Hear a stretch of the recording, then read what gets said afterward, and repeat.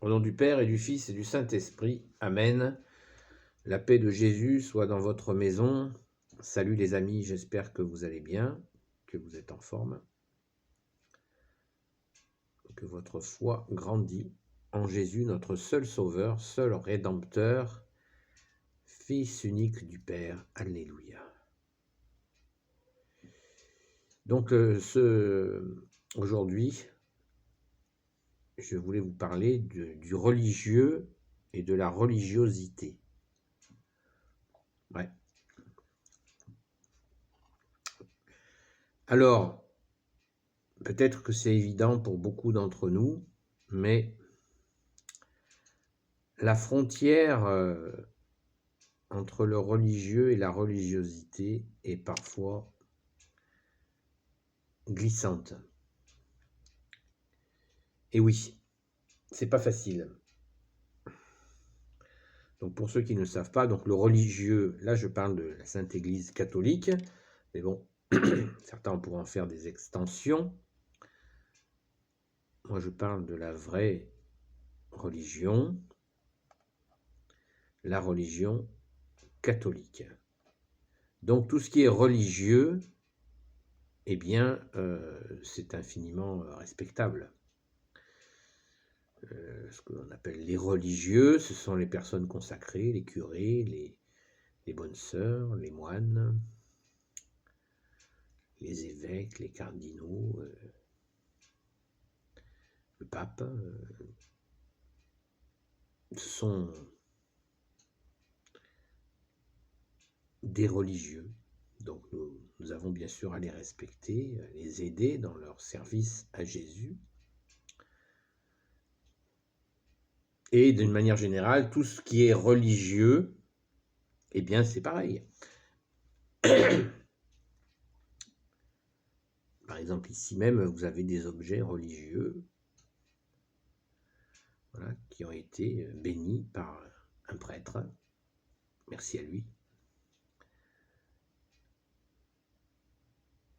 Donc, les objets religieux, vous avez de l'encens religieux.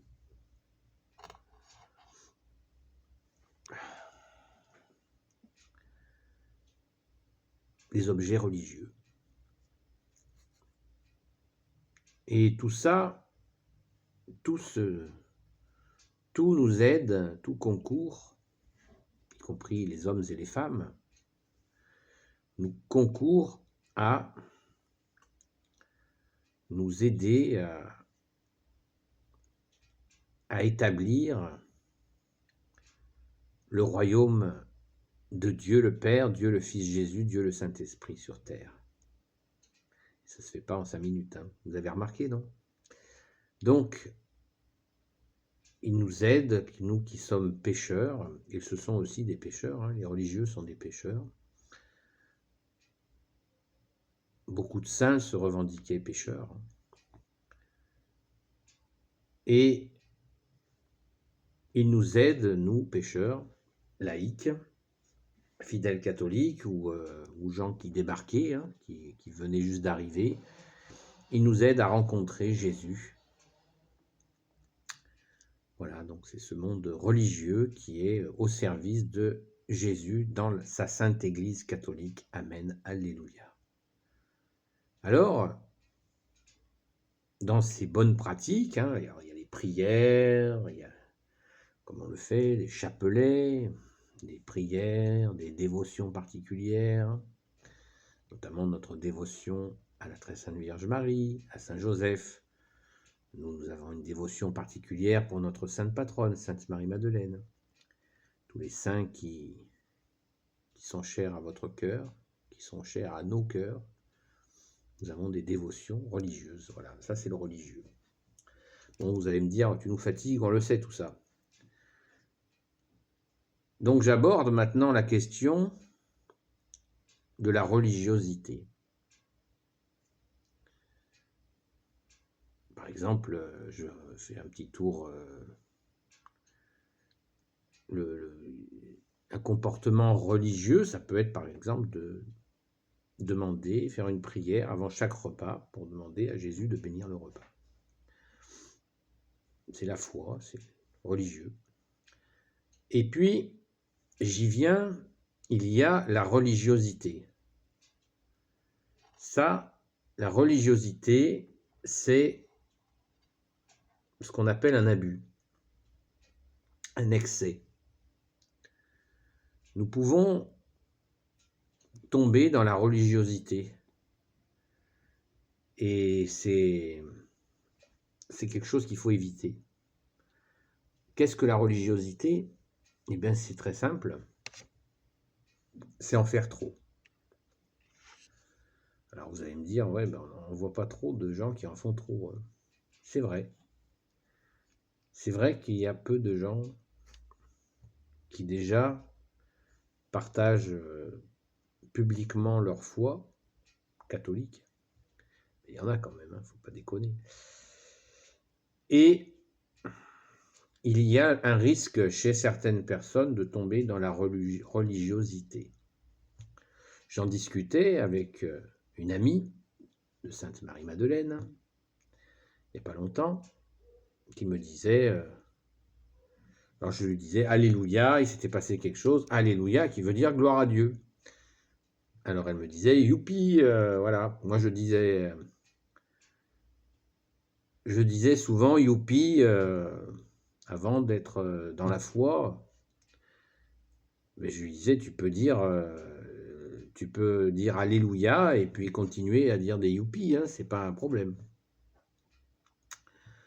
Pourquoi je vous parle de ça? Parce que c'est un exemple tout simple de religiosité.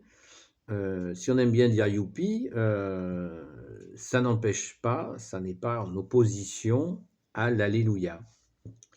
Youpi est un cri de joie et Alléluia aussi. Seulement, il y en a un qui est au-dessus de l'autre. C'est la seule différence. Et elle est de taille.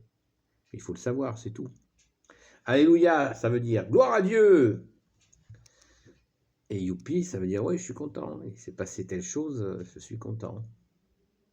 Il s'est passé une bonne chose, c'est que Jésus y est forcément pour quelque chose. Donc, alléluia. Mais la religiosité serait de se priver de choses, de choses simples, d'un langage que nous pouvons utiliser. Je ne parle pas des jurons, hein. Jurer, d'être grossier, c'est pas ça, hein. Ça, on peut s'en passer. Mais ça n'empêche pas, voilà. Et la religiosité, ça voudrait dire se faire violence en disant non, je dis plus youpi, parce que maintenant j'ai la foi et je dis tout le temps alléluia. Vous voyez, ça c'est de la religiosité. Voilà, c'est pas terrible. On peut dire des youpi, des alléluia, et c'est ainsi. Et on le voit, des fois, ça ne peut nous arriver de rencontrer des personnes qui sont tout le temps en train de rendre grâce à Dieu. Au bout d'un moment, ça fait un peu... On sent que c'est excessif et que ça manque de profondeur. Voilà.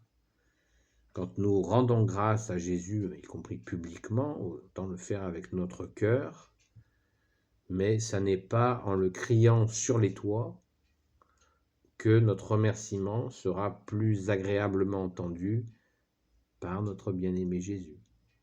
Voilà, c'est pas ni à la quantité, ni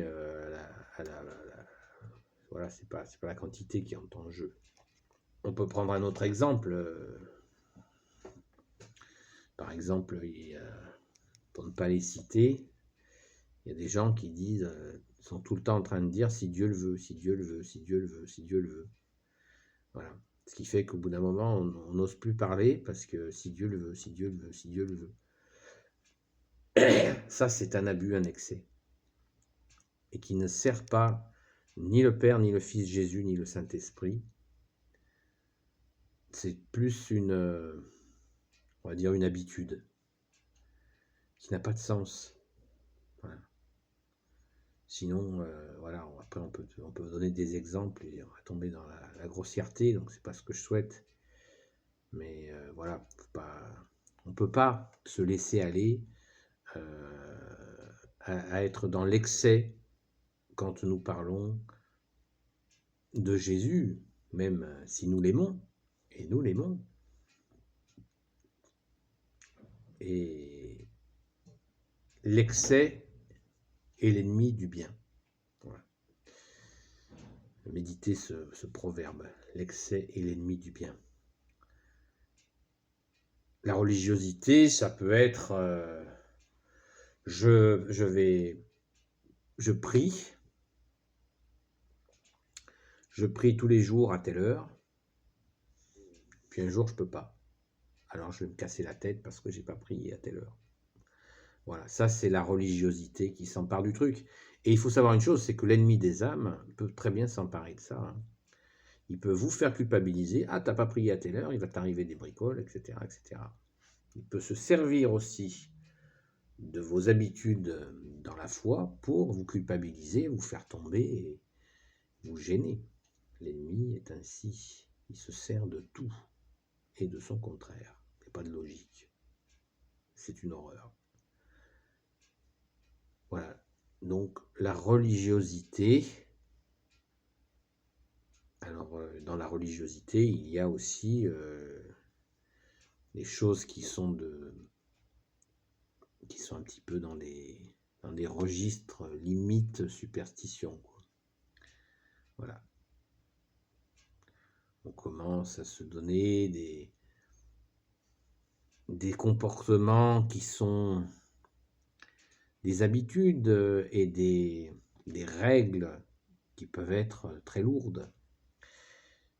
Qu'est-ce que Jésus est venu dénoncer, à votre avis, hein, quand il interpellait les pharisiens en leur disant qu'ils s'attachaient à l'extérieur et que l'intérieur était pourri, voilà, ils affichaient les règles, comme ça, ils les affichaient, et Jésus leur disait, mais vous rigolez, vous croyez que Dieu, il était bien placé, puisqu'il est Dieu, pour leur dire, parce que lui, Jésus, voit au-dedans de nous. Donc s'il voit que notre religiosité est un vernis, une surface, il le voit. Hein. Il sonde. Jésus a dit, je sonde les cœurs et les reins, et c'est tout. Hein. Instantanément, il sait comme nous sommes. On ne peut pas se cacher. Hein. Mais il nous regarde avec un regard d'amour. C'est pas un regard, c'est pas un regard inquisiteur. Hein. C'est pas du tout ça. Hein. Il ne nous met pas à l'index. C'est un regard d'amour. Mais nous, évitons de tomber dans cette religiosité qui est un vernis, qui est un paraître dans ce monde où tant de choses sont du domaine du paraître. Eh bien, il nous faut être prudents. Mais des fois, c'est plus subtil. La religiosité est plus subtile. Voilà. C'est pour ça qu'il faut toujours rester à chercher à poser des actes dans la foi pour que nous ne partions pas dans le cosmos sur « Ah, je fais mes prières. Ah, moi, je fais mes prières. » Vous voyez, genre ce genre de choses, quoi. Je fais mes prières. Je fais mes prières, je fais mon carême, je vais à la messe tous les dimanches, etc. Vous voyez, je me sers de ma pratique religieuse pour m'habiller face aux gens, alors que quand on va à la messe, on peut le dire avec joie, bien sûr, oui, je vais à la messe, venez à la messe. On peut encourager les gens à venir à la messe, mais de dire aux autres, ah, je vais à la messe, hein. Et je vais à la messe tous les dimanches. Oh, vous avez vu? Oui. Ça, c'est pas génial. Voilà. Pour ça qu'il faut poser des actes de foi, des actes de charité en cachette. Chut. Que Jésus, son Père et l'Esprit Saint qui doivent le savoir. Chut. Voilà. Des actes. Voilà. Comme ça, les actes nous maintiennent sur du concret. Voilà. Je ne suis pas en train de vous dire qu'il ne faut pas prier aussi souvent que possible, mais il ne faut pas s'en vanter. Oh là, moi, je fais 3 chapelets par jour, moi. Des fois 4, 5. Vous voyez ? Et ça, c'est se vanter, c'est pas bon ça. Surtout pas faire ça. Si nous avons plaisir à prier, ben, on peut dire oui, j'ai plaisir à prier, mais ne dites pas la quantité. Voilà. Religiosité. Voilà. On peut se fuir dans la prière. Bon, j'ai plein de choses à faire et je prie. Non. Plein de choses à faire, il faut les faire. Ma maison est pourrie, sale. Ah mais oui, je prie. Oui, mais commence aussi. Tu peux prier en nettoyant ta maison. Hein. Vous voyez, religiosité. Le malin peut tout à fait vous pousser à dire tu pries pas. Oui, mais ma maison est dégueulasse. Ah, mais il faut prier. Vous voyez. Alors que quand on prie, on nettoie sa maison. On peut le faire en priant, c'est pas un problème. Mais voilà, concrètement, les choses changent. Vous voyez. Il y a des gens qui ils peuvent se laisser aller à prier, puis être vraiment désagréables. Alors, comme ça, ce sont des contre-exemples. Les gens qui les côtoient disent ah, celui-là, il prie beaucoup, mais alors, waouh, au secours, au secours. Vous voyez, ça, c'est. Faire attention à ça. C'est le sens du mot conversion, se convertir, c'est faire des efforts pour, non pas pour être des serpillères des autres, hein, mais être des personnes qui soient à l'écoute, charitables, qui est l'espérance, qui est la foi, l'espérance et la charité, hein, nos dons du Saint Baptême catholique. Hein. 3 vertus théologales. C'est les 3 vertus théologales hein, que nous recevons à notre Saint Baptême. Donc si nous les avons enterrés, il faut les déterrer, les nettoyer, les sortir et les mettre en œuvre. Alléluia. Voilà, je ne vais pas vous tenir toute la journée sur le sujet, malgré que, vous voyez, en discutant, on voit d'autres exemples plus fins, parce qu'il ne faut pas être dans la caricature. Il y a des situations plus fines où nous pouvons tomber dans la religiosité. Voilà. Et là, le danger qu'il y a, c'est qu'on devient inaccessible aux personnes qui ne sont pas dans la foi. Inaccessible, tellement on en fait trop. Il vaut mieux avoir sa foi affirmée, que ça se voit. Je ne vous dis pas de porter telle ou telle taille de croix, que ça se voit. Qu'on voit que vous ayez la foi, que vous soyez très clair sur votre foi, dire oui, j'ai la foi, bien sûr. Voilà, mais pas des moulins à prière, vous voyez. Que les gens soient gênés, de façon à ce que, s'ils savent que vous êtes solide dans la foi, un jour ils vont dire en fait, tu pourrais m'expliquer là que je pourrais venir un jour avec toi à la messe. Alors que si vous êtes vraiment blindé, les gens ils vous diront on ne demandera pas ça, ils auront la trouille. Parce qu'ils n'ont pas envie de venir comme vous. Et oui, c'est couillon, c'est comme ça. Donc il faut être dans la simplicité et l'authenticité surtout. Être authentique. Mais pas chiant. Pardon. Je voulais pas le dire, je l'ai dit. Voilà. Donc je ne suis pas en train de vous dire qu'il ne faut pas témoigner notre foi. Hein. Attention. Au contraire, il faut témoigner. Mais pas assommer les gens.